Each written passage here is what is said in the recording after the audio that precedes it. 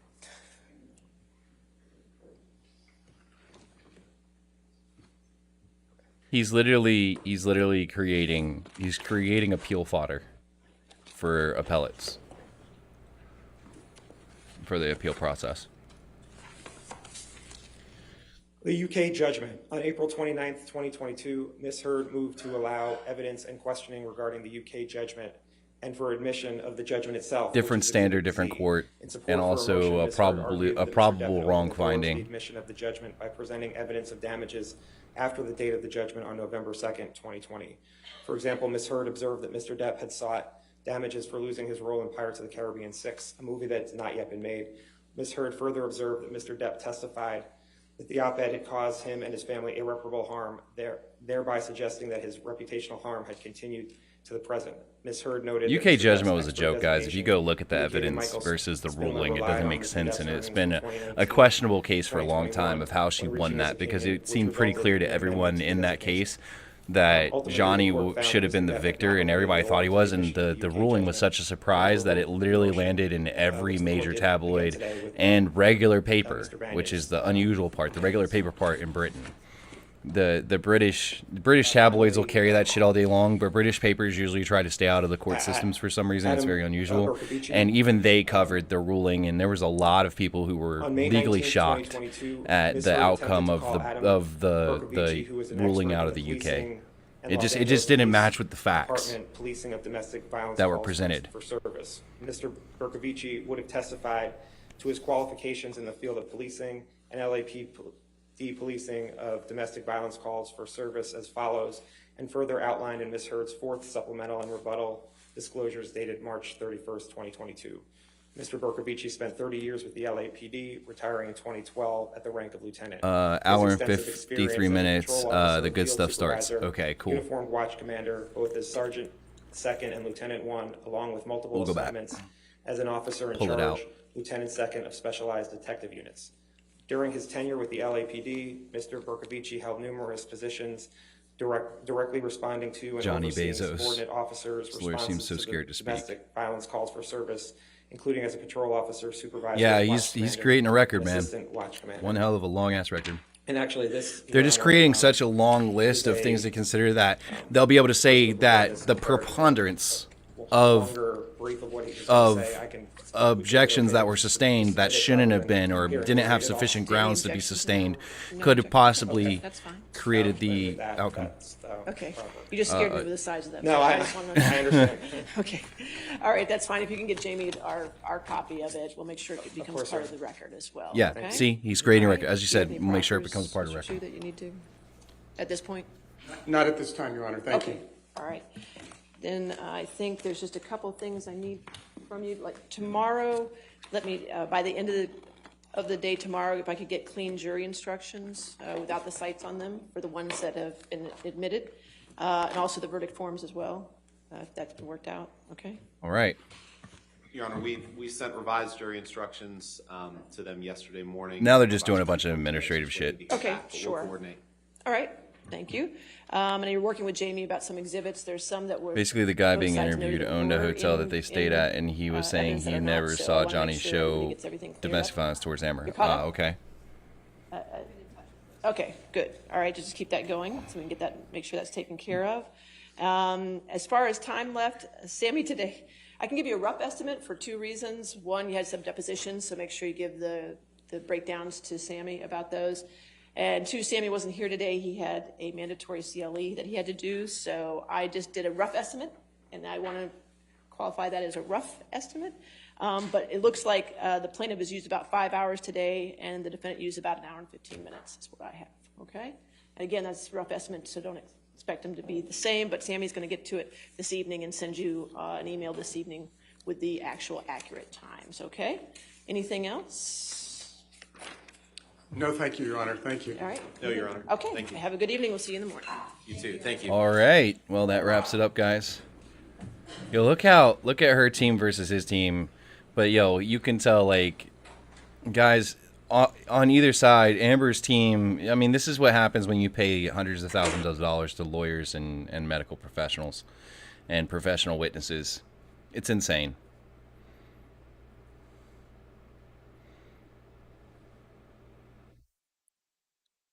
I wonder if the UK is even going to pursue perjury at this point. I mean, it would be expensive for them to do. They would have to require extradition.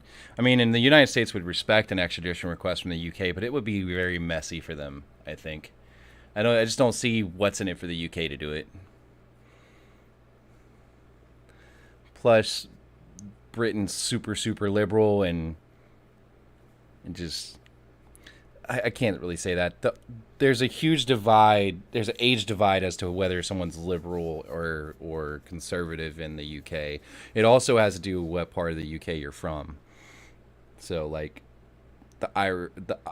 so if you go into like Ireland's not Northern Ireland but the Ireland part that's part of the UK, yeah. So exactly, LJ's from there. They definitely will not do that.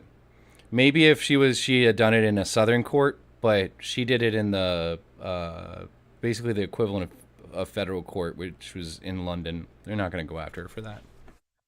They're too liberal, and it would be seen as an attack on survivors of domestic violence.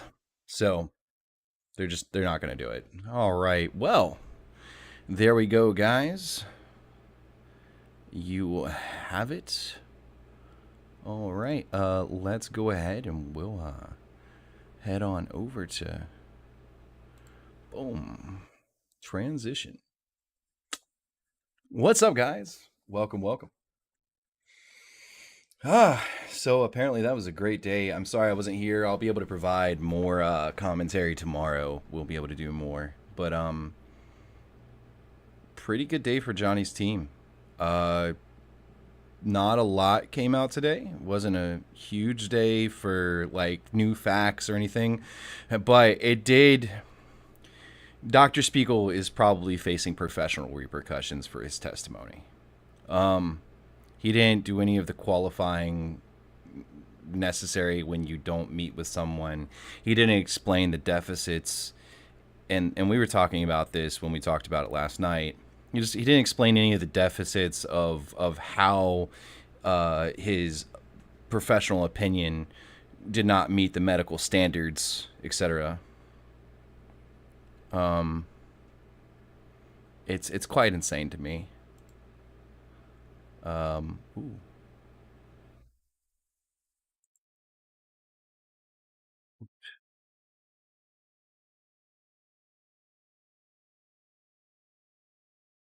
It is quite insane to me.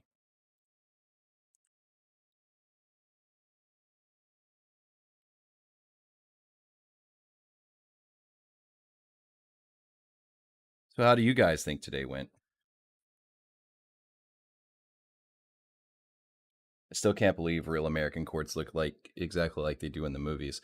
Kinda. They're not as big. They're not as flashy.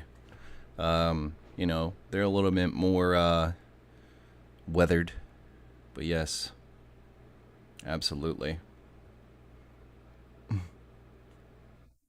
So how is everyone today?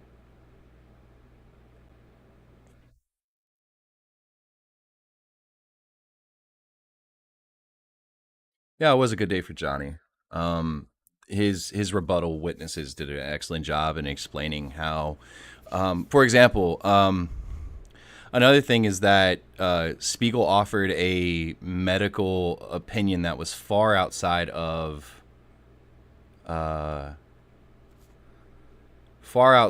his area of expertise. And let me need to fix my representation. But yeah, offered a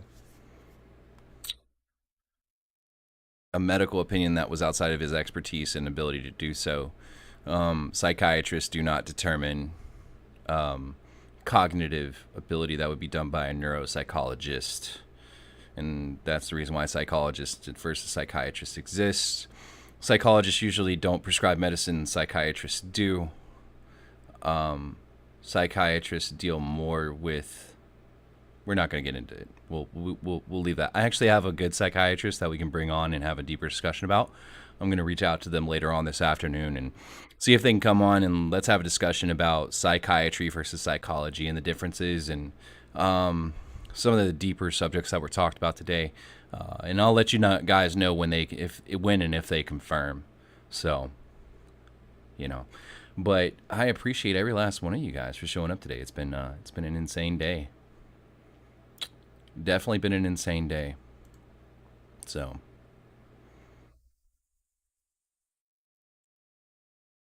I just don't get it though. I don't know what Amber's team Amber's team was clearly creating a record for appeal fodder today. That does not signify anything good for them. You usually don't do that unless you're sure you're going to lose. So, all right.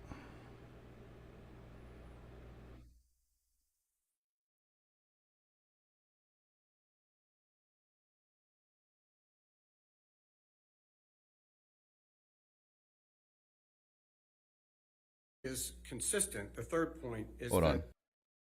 So one of the things I want to show is this. I'm going to go to 720p and we're going to transition over. But this was a unique situation yesterday that I wanted to talk about. So let's go ahead and transition on over. All right, so Ben Chu just went off on Amber. Let's watch that. Let's see how that turned out for Amber. Didn't turn out too well for her, by the way. Is consistent. The third point is that it's all about games. They didn't sue Mr. Waldman on the 3 statements. They didn't try to fill the hole. They've been telling us for a week that they're going to call Mr. Depp to try to fill the hole in their counterclaims. They didn't do that. And it's very consistent with the game playing. Let's go into court after the police have found no problem and after witness who had no relationship with each other said there are no visible marks. Let's not give Mr. Depp's lawyer the required 24-hour notice before the TRO. Let's march into court with our publicist, with our lawyer, with our best friend who no longer talks to her. Let's get a TRO. And when the Me Too folks say, why are you taking $7 million from an abuser? They said, I didn't take money from the abuser. I gave it all to charity. Well, they didn't. I don't think anybody should feel bad about them stiffing the ACLU, given what the ACLU did in this case, which is a monstrosity. But she did stiff the sick and dying children. It is gamesmanship. And that's what she's doing here today. But the law is the law, and they have not fulfilled their burden with respect to the counterclaims. There is virtually no nexus between Mr. Depp and Mr. Waldman as to these statements at issue, except for the fact that he is an attorney, and that is not sufficient in a case where they have not even established that Mr. Depp was aware of these statements. And they knew that they couldn't do it, and they didn't even try. And it's more of the gamesmanship when Ms. Heard plays word games with Mr. Depp about, oh, I didn't punch you, Johnny, I just hit you. Imagine if the shoe were on the other foot and Mr. Depp, a man, I didn't punch you, I just hit you. Woman, oh, this bitch. woman up. Dude, I'm sorry, you, I can't stand her. I And can't fucking stand her. When she warned him on the tape, you go tell a judge, you go tell a jury that you, a man, were abused. See if they're going to believe that. It is an abuse of the system, and she's done it throughout. Finally, Your Honor, and Mr. Rottenborn makes an excellent point. Yo, get him. Get him.